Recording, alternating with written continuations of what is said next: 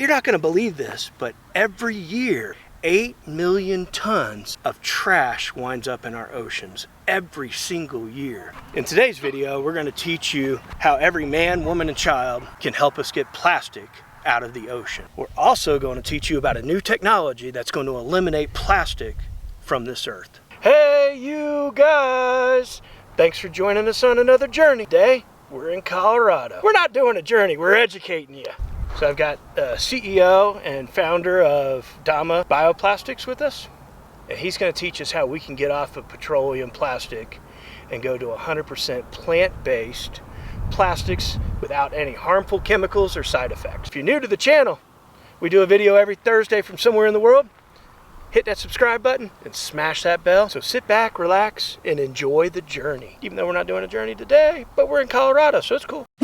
Tell us about 100% plant-based bioplastic. Our goal is to eliminate the upstream plastics from ever reaching the ocean. We want to eliminate plastics ever being created, and we do this by using 100% hemp biomass to create plant-based bioplastics that can be a direct replacement to the petroleum plastic problem that we're seeing. You can eliminate it from the source. Now, when you say it's 100% plant-based, do you have any, I don't know, bonding agents in there, or like a glue or a polymer or something in there as well? Or is it strictly 100% plant-based? Yeah, so that's a good question. There are a lot of bioplastics and biocomposites that require binding agents to kind of hold all the other materials together. The beauty of this material we'll be creating is it is a standalone polymer that can be a direct replacement in injection molding applications. So we don't have to use any special additives or binding agents to be able to create a utensil or a straw, for example. How this product breaks down, let's say if you throw a bottle on the side of the interstate. Yeah, that's the beauty of using truly sustainable bioplastics, is that they're not harmful to the environment. They will solar degrade if somebody were to unfortunately litter it on the side of the road. They're also backyard compostable, so you don't have to send it to an industrial facility that may or may not be in your area. What would happen if one of your bottles wound up or in the river and then it flowed out in the ocean? Tell us the life cycle of that product and what it would do to the environment. The beauty of using these types of truly sustainable biopolymers or bioplastics, they're all plant-based. So how long does petroleum plastic take to break down in, let's say, your backyard garden? Yeah, that's the crazy thing about petroleum plastics, is they never actually degrade. They just fragment into smaller and smaller pieces, from microplastics down into nanoplastics. Oh, so is that what actual microplastic means? Is it's just falling apart? It's not going anywhere, it's just being spread out. Yep, it's just been fragmented or broken into smaller and smaller pieces, and that could take hundreds of years, it could take thousands of years for that to happen, to continuously just break down to the microscopic level. Right, and then that's obviously getting into the fish and the animals that we eat. Well, water as well, right? It is in our water, yep, but it's in the air we breathe. It's been found in rainwater at above 10,000 feet here in the Rocky Mountains, so it is actually everywhere at this point. I guess I really didn't understand microplastics. I mean, to be honest with you, I really didn't. This is over normal people's heads. That's what we gotta break the science down to like just normal people talk. The fossil fuel industry wants it to be complicated and confusing. The people and companies that sell subpar materials or do a lot of what they call greenwashing just to sell a product, it's done on purpose to confuse the consumer. What is greenwashing? Taking a product or material and making it seem green or eco-friendly or sustainable when in reality it's actually not. So if we're talking about oxo-biodegradable plastics, for example, these are 100% traditional petroleum plastic.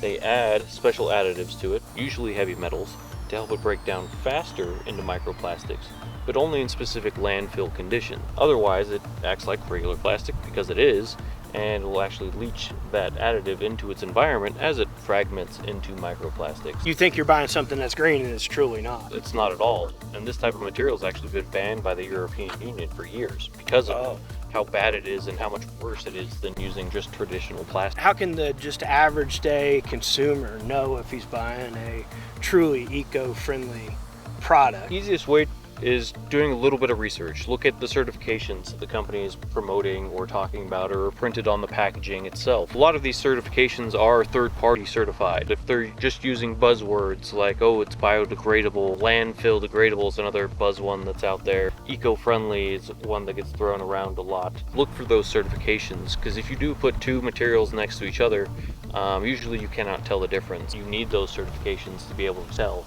as well as how do you properly dispose of that material.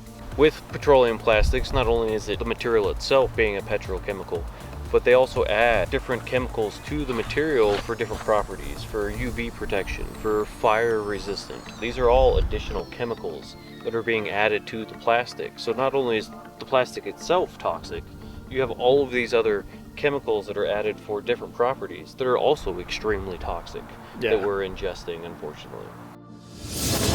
Producing petroleum plastic, 1 ton of petroleum plastic requires 1.6 times its weight in carbon emissions to produce that 1 ton. So planting 20 million trees didn't do a whole lot for all the plastic we do. No, not even, unfortunately, no. For each ton of petroleum plastic produced, including that ton itself, you've now created 52 to 5,400 pounds of carbon by producing 1 ton of plastic. Where if we switch over to a hemp plastic that is carbon negative, now you've eliminated 5,200 pounds per ton minimum. You're growing the plant to actually help the environment, and then you use the plants for whatever you use it for, and then turn it into bioplastic. So you're just basically taking the trash, which is healthy trash.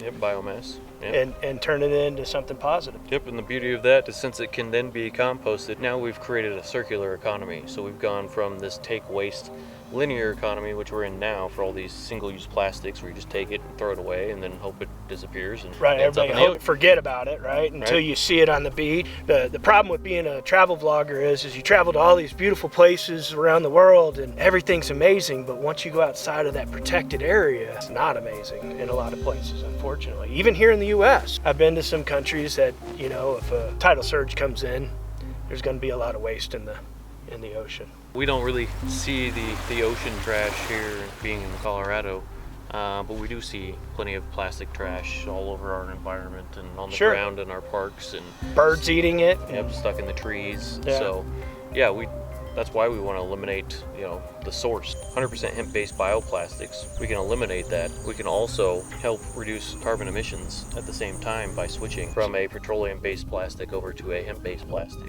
One of the things I like the best is it's USA. All made in the USA. We don't have any shipping problems for this.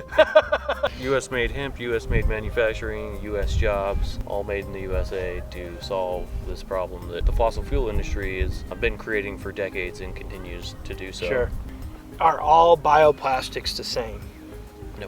How do you know if one's better than the next? We don't use any petroleum plastics whatsoever in these materials that we'll be creating. They will degrade back into the environment, so if somebody were to throw it on the side of the road, it'll solar degrade by itself. If you end up throwing it in your backyard compost, the microbes in the heat will actually break down that material as well and turn it back into compost and organic matter. It's not toxic. You could put it actually in your vegetable garden. Yeah, these types of polymers are actually biocompatible. What that means is they can actually be used inside the human body without any adverse reaction. Your kids were to unfortunately eat it, or even if your pets were to grab a hold of some of this material, there would be no adverse reactions since it's non-toxic. That's awesome. If you haven't figured it out, Cole actually has a company that is 100% plant-based, sustainable startup company with several patents in place to make these plastic containers to eliminate the plastic that's already destroying our environment and our lives and our health of our families and our generations to come. I'll put a link below to all his information. We're always looking for investors to help us drive this mission to eliminate more and more plastic by providing sustainable alternative materials that anybody can use at a commercial scale. And affordably. Correct. Without having to push a whole lot of cost over the consumer. But it's been proven that consumers are willing to spend a little bit more to have something that's truly eco-friendly.